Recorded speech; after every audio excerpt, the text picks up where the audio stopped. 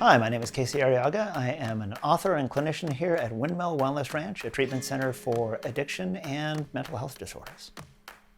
At Windmill, one of the things we really like to do is to stay ahead of the curve and looking to see what's coming. So what we're noticing now is a trend in addiction, especially around opiate use and especially around fentanyl, which a lot of people know is a big killer drug right now. It's taking a lot of lives, it's causing a lot of overdoses.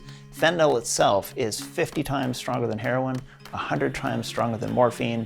You think that would be enough, right? But one of the complaints that some users have is that the high doesn't last long enough.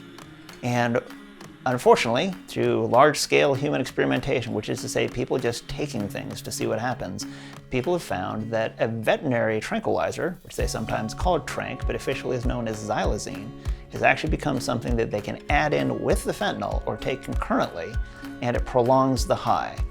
It comes with a lot of terrible side effects, among them the fact that if you are overdosing on fentanyl, and someone might be able to use, say, Narcan to save your life, it won't work if you're also taking xylazine. So that's part of the concern about what's coming up right now. Xylazine is being used with fentanyl as a way to prolong the fentanyl high, which to the user sounds like a good idea at the moment, but there are some huge risks that go with it. So you can't be saved from an overdose in the same way.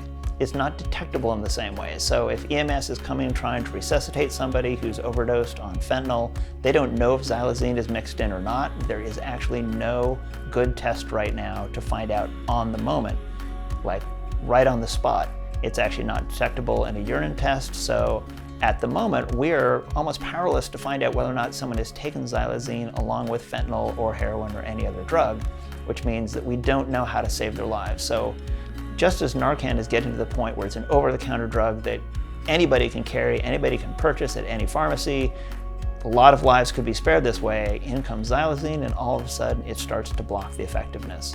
There's other health risks that go with that, and a big one is that one of the side effects of xylazine is actually open sores, and not necessarily where a person is shooting up. The open sores show up in the arms, they show up on the legs, and sometimes they will persist for months or longer. It can turn out that somebody has an additional health risk of infection, which is already a huge risk that comes with any kind of injectable drug, right? You're already taking your life into your own hands, you're risking all kinds of infections, but now we have people out on the street who are not only taking IV drugs, but they have open sores, they may be homeless. This is a really serious health risk, and it's one of the things that maybe some of the drug users are not talking to each other about when it comes to xylazine. So here's the thing, if you're a drug user, I'm gonna say first and foremost, just stay away from it. If someone says, hey man, add tranq, it makes it better, just remember, actually it makes it worse. You could die as a result, you could have horrible infections, you could have amputations, a lot of things you may otherwise not have to deal with. I mean, they're all risks when you're taking IV drugs, but you're vastly multiplying the risk.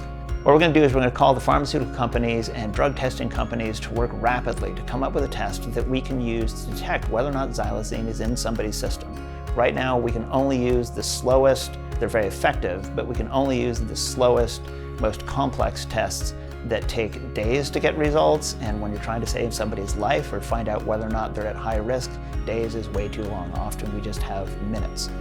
So that's going to be my first recommendation. Second one is drug education. I don't just mean talking to kids in schools, but taking drug education directly to users on the streets. This is a big part of harm reduction, is the idea that we need to let people know what is happening, what kind of risks they're taking, what some of the street names are, and so people can recognize what kind of risk they're putting themselves at. There's no way to make sure that no one's ever going to use it again, but at least people need to see what's coming, understand where it is that they're putting themselves in harm's way. So if you're a drug user and you find that this sounds tempting in some way, that you want to take something that's life-threatening and literally threatens. So if you're a drug user and you find that you want to try this out, that tranq sounds appealing, or maybe you're already using it to try and prolong that fentanyl high, maybe it's time to make a change. Instead of picking up a new drug that puts you at greater risk of all sorts of health effects and possibly death, consider calling in for treatment. We are here to help you, and things can get better.